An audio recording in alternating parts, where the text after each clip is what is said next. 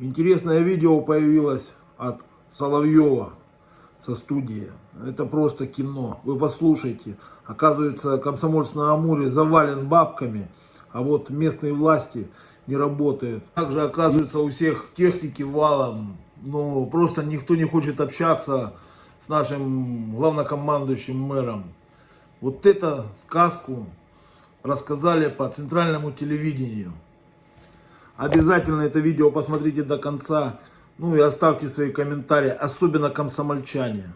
Ну, также призываю наших местных властей подтвердить, правду сказали по центральному телевидению или нет. Сам Комсомольск на Амуре, город с населением примерно 250 тысяч человек.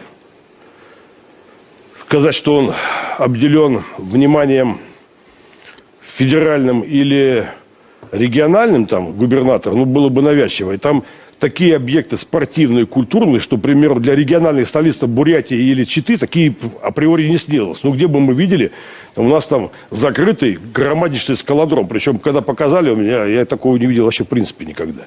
Туда все это вкладывается. Вот все это делается. Внимание сумасшедшее. И понятно, что было время, когда город там, уменьшился, потому что был отток. Там еще Амурсталь мы так не посетили, не успели. Нефтеперерабатывающий завод. То есть, в принципе, город – это громадный промышленный кластер. Там нет там, купи-продай или еще чего-то. Там все именно производство. Вот полностью все. С местными властями. Это по городу невозможно проехать. В принципе, снега навалило, проехать невозможно. Я директора завода спрашиваю, вот вы с местными властями общаетесь? Говорит, нет. Почему? Ну, не принято. Почему? Не принято. Не принято. Бог его знает. Я говорю, глава есть, глава где-то на выезде, там у них какие-то сборы. Он сам приезжает, прибегает такой Наполеон. Говорит, слушай, а что дороги-то? Ну, там, правда, проехать невозможно. Вот просто какой-то ужасно. Говорю, что дороги-то не чистятся? Ну, начинается проблемы, там, подрядчики уже поехали на север, там, 5-е, 10-е, а дальше ключевая фраза. Ну, что чистят, через неделю само растает, тепло будет. Думаю, ну, подхода, блин.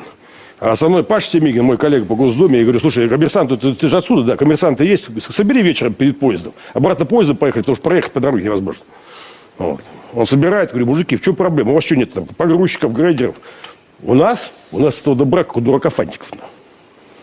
В чем проблема-то вот с головой? Да вот с головой. Подождите, вы его выбирали? Сейчас же у нас выборная шла, да, глава?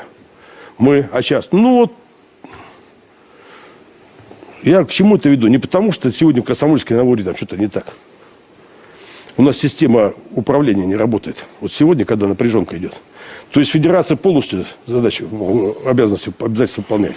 Региональные полностью выполняют. А внизу, к сожалению, это можно выполнять, а можно не выполнять. Вот это разделение властей на сегодняшний день, оно себя не оправдывает. Вот не получается вот этого. Потому что надо ждать, когда в следующий раз, следующих выборов. Хорошо, есть там органы, которые смотрят. Я говорю, там, не успели мы, там, говорю, прокуратура. Ну, прокуратура выпишет предписание о том, что не убрали снег, да? Причем, вот сколько там машин переколотили, и сколько рук ног переломали, об этом никто не думает. А нельзя посмотреть, взять справку с травмпункта о том, сколько люди себя покалечили. И с ГАИ сколько ДТП за это время произошло. Ну, там даже вот центральная улица почти, не то что дворового проезда, а по центральной улице проехать невозможно. И вот это отношение, оно, конечно, удивляет, потому что вот сколько туда федерация вкладывает, и там на местах такое отношение. Причем люди, я почему это дело заострил? Мне очень просили комсомольчане, говорят, ну скажите, что у нас творится.